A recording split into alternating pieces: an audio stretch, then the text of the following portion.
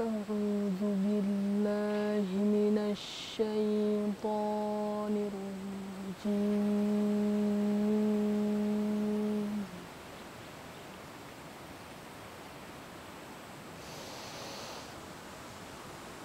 بسم الله الرحمن الرحيم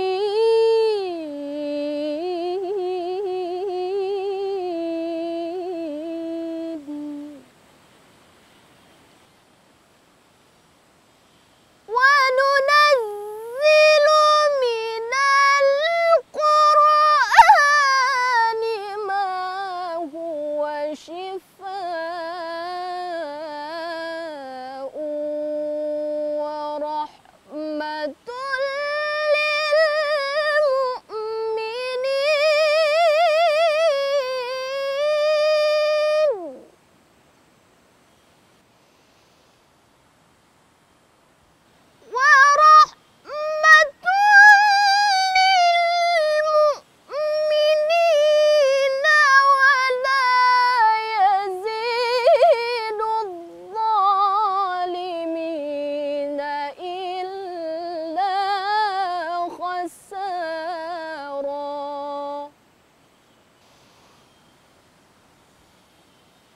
ورحمة للمؤمنين ولا يزيد الظالمين إلا خسارا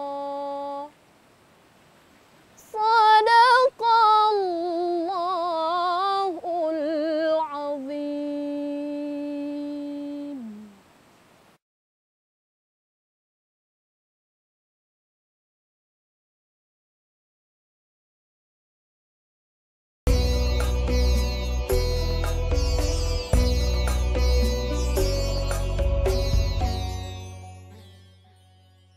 Siapa namanya? Nama? Irfan. Irfan.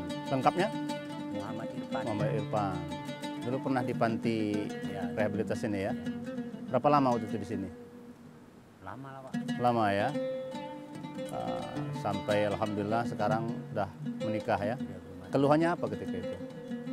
Asal mulai narkoba. Narkoba. Alhamdulillah sekarang sudah lepas lah ya.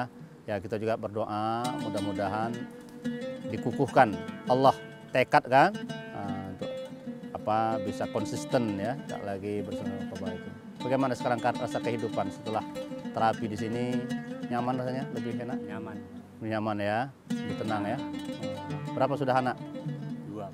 2. Selama pernikahan di sini tuh ya. Ya. Sebelumnya belum ada menikah. Sebelum Udah pernah.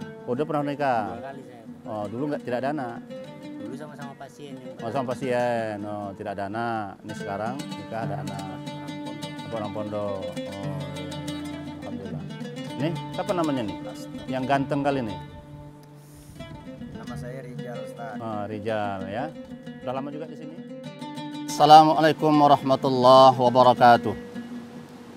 Alhamdulillahi wa kafa.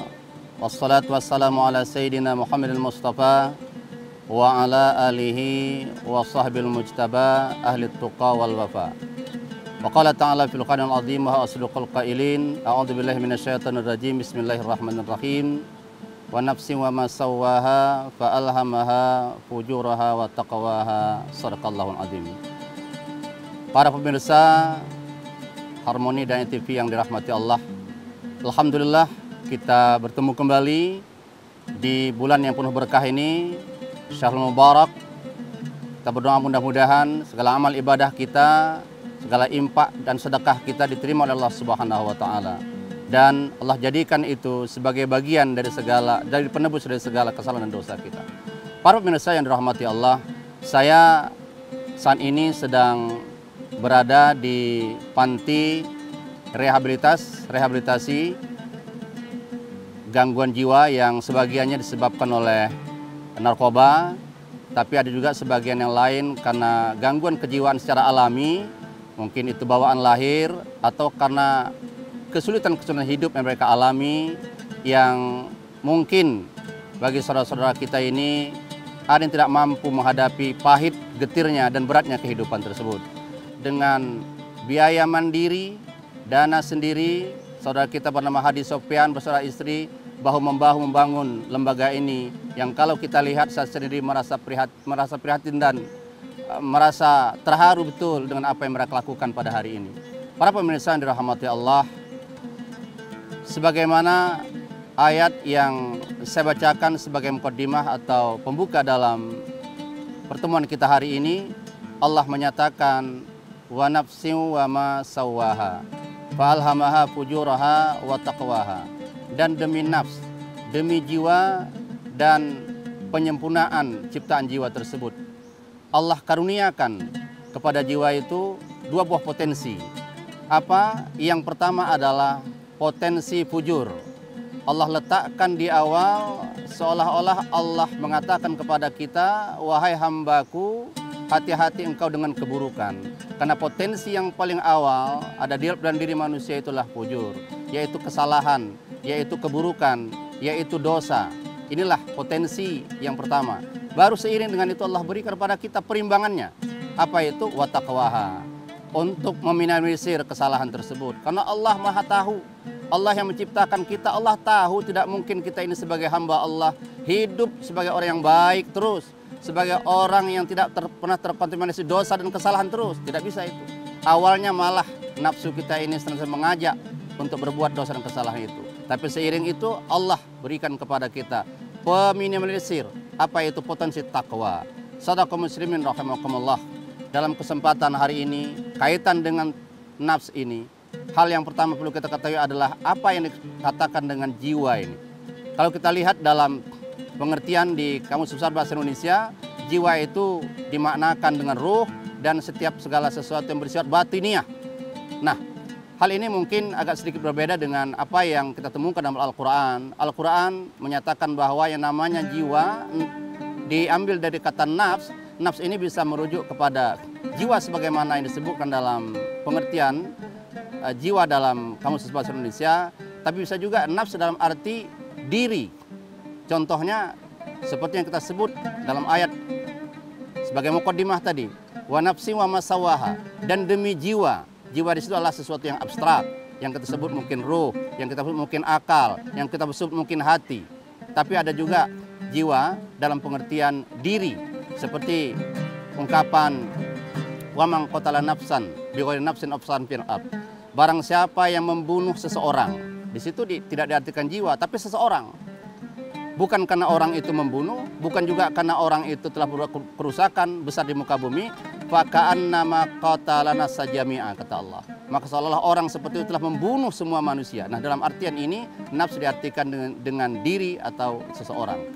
Para pemirsa rahimakumullah, dalam kaitan hari ini, nafsu yang kita akan bincangkan adalah nafsu yang terkait dengan sesuatu yang abstrak. Dalam kaitan ini, kita bagi nafs atau jiwa ini kepada 3 bagian, yaitu nafs dalam arti akal, nafs dalam arti kolbun atau hati kita, nafs dalam arti syahwat atau nafsu kita. Nah, 3 inilah yang kita bincangkan, yang merujuk kepada pemaknaan jiwa dan bagaimana Al-Quran memberikan tawaran-tawaran untuk menyehatkan jiwa dari ketiga hal ini, yaitu menyehatkan jiwa dalam arti akal, menyehatkan jiwa dalam arti kolbu, dan menyehatkan jiwa dalam arti syahwat. Saudara para pemirsa Harmoni dan TV yang dirahmati Allah, masuk kita yang pertama, yaitu menyehatkan jiwa dalam makna akal. Akal ini adalah salah satu sumber Allah memberikan taklif atau syariat kepada kita. Oleh karena itu, sama kita ketahui ketika orang bertanya kepada kita, siapa itu mukallaf? Mukallaf itu adalah orang yang baligh, berakal.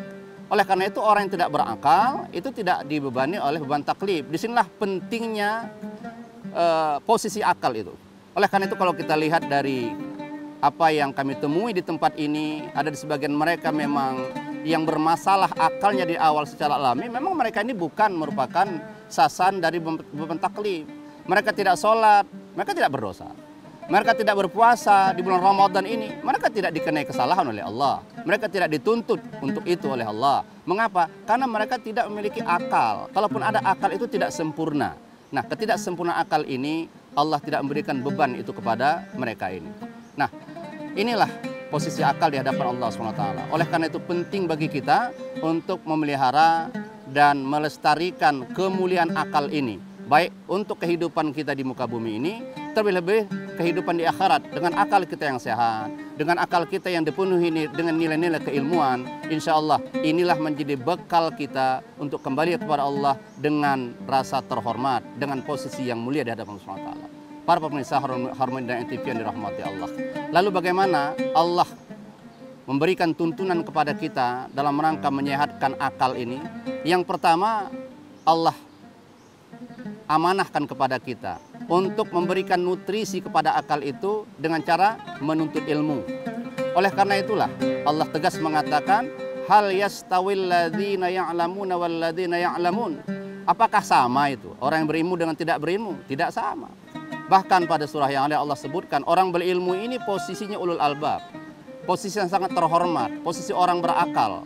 Siapa itu orang berakal yang terhormat ulul albab ini? Alladzina yadhkurunallaha qiyaman wa qu'udan wa ala junubihim wa yatafakkaruna fi khalqis samawati wal ardh. Yaitu ulul albab, orang yang menggunakan akalnya itu adalah orang yang mampu berzikir. Berzikir senantiasa. Mengapa Allah katakan kita berzikir ulul albab itu? Karena dengan zikir inilah gangguan-gangguan mungkin emosi yang tak terkendali, akal atau pikiran yang gelap, akal yang tertutup oleh persoalan keduniaan, dengan berzikir itu insya Allah hati ini menjadi tenang. Al-Quran menegaskan, alladzina amanu wa tatma'innul qulub bi dzikrillah, ala bi dzikri tatma'innul qulub. Orang-orang beriman itu hati menjadi tenang. Bagaimana ketenangan hati itu? Zikir kepada Allah. Oleh karena itulah kepada kita semua, khususnya kita yang sehat akal pikirannya, begitu juga orang-orang yang terganggu akal pikirannya, kita bimbing mereka ini untuk zikir kepada Allah, untuk istighfar kepada Allah. Insya Allah dengan upaya ini, sedikit demi sedikit, saudara-saudara kita yang ada di sekitar kita ini akan tersembuhkan akalnya, akan tersembuhkan pikirannya, untuk kemudian mereka bisa hidup secara normal sebagaimana manusia yang lainnya. Saudara kaum muslimin rahimakumullah, dalam kaitan ini jugalah Allah menegaskan supaya dalam pemeliharaan akal ini kita terus menerus memeliharanya. Dengan cara apa? Allah larang kita untuk merusak akal ini. Apa contoh yang Allah tegaskan dalam Al-Quran? Allah menegaskan, innamal khamru wal maisir wal ansab wal azlam rijsun min amri syaitan fajtanibu. Allah katakan bahwa sesungguhnya khamar dan sejenisnya, wal maisir, berjudi dan sejenisnya, menyembah berhala, mengundi nasib dengan panah, itu semua adalah rijsun. Rijsun ini merupakan induk dari segala najis ini. Kotoran yang luar biasa ini. Mengapa dikatakan rijsun? Kotoran luar biasa karena kalau sudah terkena ini memang berat kita saudara kaum muslimin rahimakumullah. Orang yang sudah terkena khamar, salah satunya memang terkena narkoba, ini berat. Oleh karena itulah mereka perlu tempat khusus untuk merehab ini. Para pemirsa yang dirahmati Allah, ini yang pertama, pengertian jiwa yang pertama. Nah, pengertian jiwa yang kedua, ini kita maknakan yang sering diucapkan oleh para ulama kita, juga hadis menyebutkan, yaitu kolbun. Kolbun ini juga adalah hal-hal yang bersifat jiwa. Mengapa disebut jiwa? Karena bersifat batiniah, bersifat imateri, tidak terlihat. Kita sering juga mengatakan jiwa yang imateri itu seperti kita dalam lagu Indonesia Raya begitu. Bangunlah jiwanya, bangunlah badannya. Jadi dikonfrontasi langsung. Jiwa itu yang bersifat abstrak, kemudian badan. Nah, sekali lagi salah satu bagian jiwa tadi, unsur jiwa itu adalah kolbun, hati kita ini. Nah, ini perlu ditata, perlu disehatkan hati kita ini. Nah, sebagaimana Rasul mengatakan, inna fil jasadi mudghah. Dalam diri kita ini ada mudghah, ada segumpal darah. Idza saluha, apabila segumpal darah itu saluhal jasadu kullu, maka seluruh tubuh kita ini, seluruh jasad kita ini akan sehat. Wajah fasadat, tapi kalau dia sakit, kalau dia rusak, fasadat jasadu kullu, maka seluruh tubuh kita ini akan menjadi rusak. Para pemirsa, ini penting menjadi kajian kita dalam memahami kolbun yang sehat dan yang rusak, dan bagaimana menyehatkan kolbun tersebut.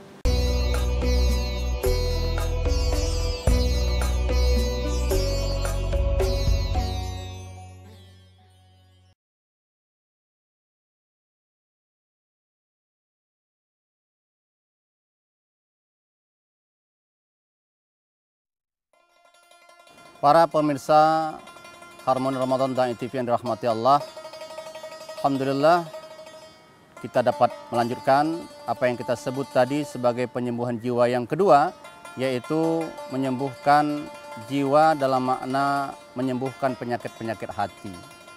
Mengapa ini perlu bagi kita dalam perhatikan kesehatan hati kita? Rasulullah menjelaskan, innallaha la yanzuru ila suwarikum wa amwalikum walakin yanzuru ila qulubikum wa amalikum. Sesungguhnya Allah tidak memperhatikan, tidak meneliti dari bentuk tubuhmu, ketampanan atau kejelekan dirimu, begitu juga tidak melihat banyak atau sedikit hartamu.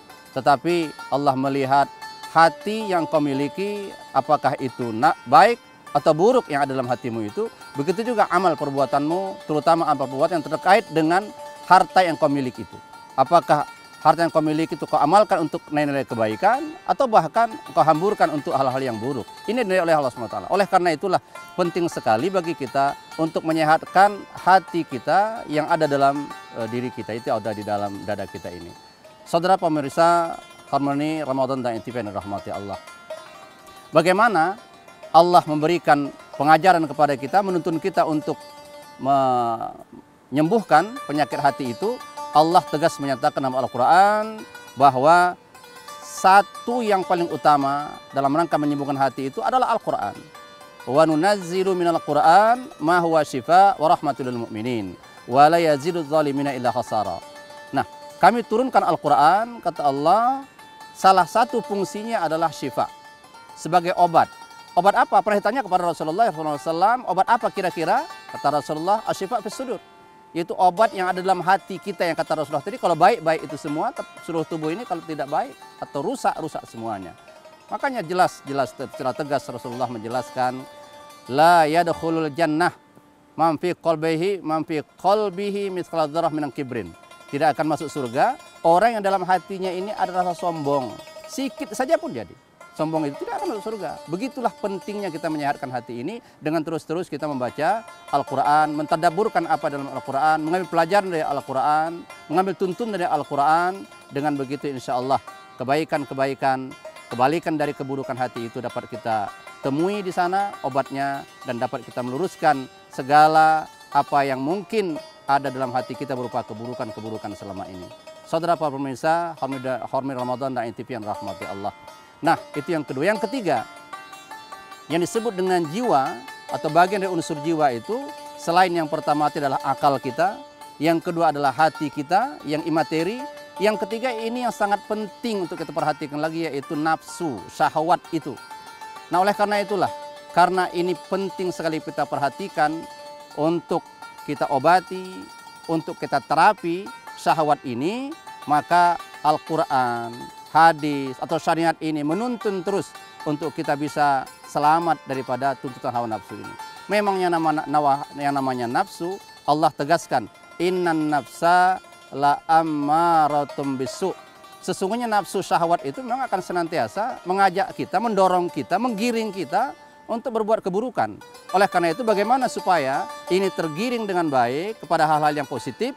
Allah beri panduan-panduan kepada kita untuk mengasah, untuk mendidik nafsu itu. Salah satu apa? Salah satu adalah melalui puasa Ramadan ini. Lapar.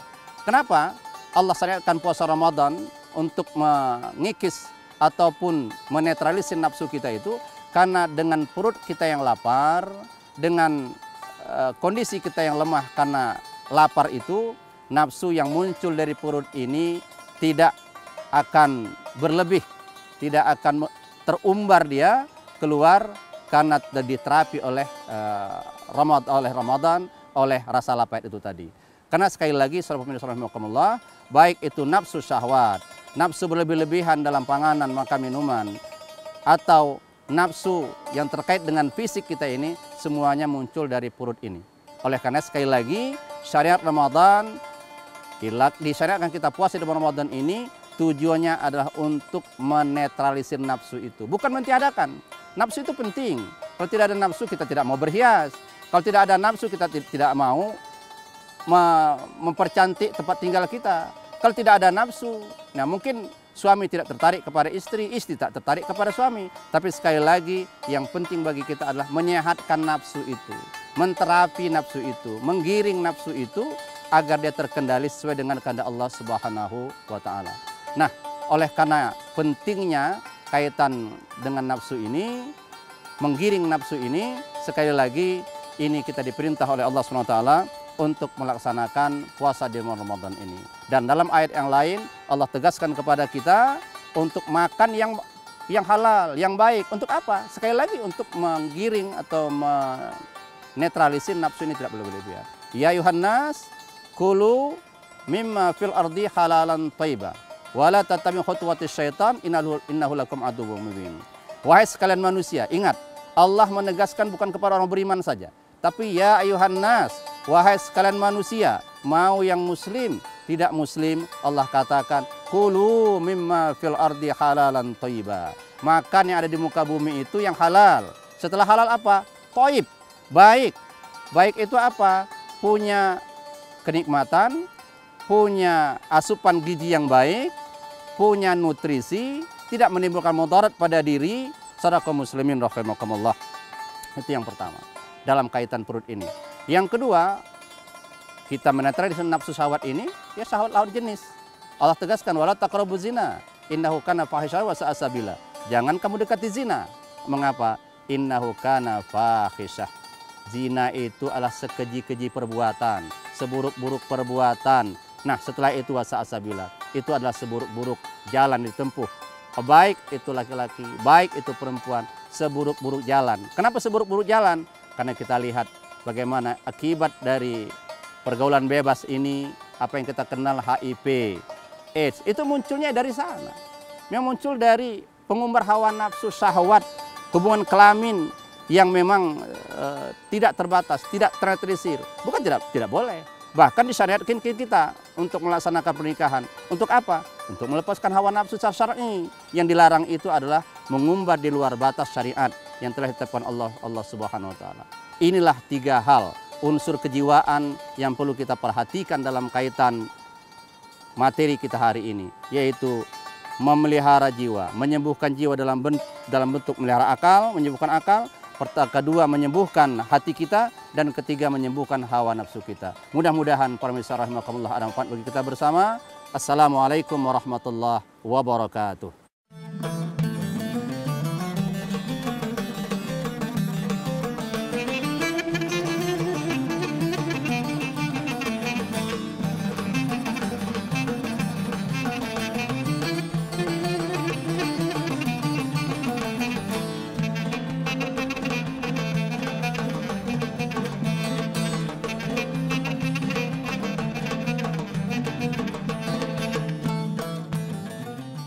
Acara ini dipersembahkan oleh dan didukung oleh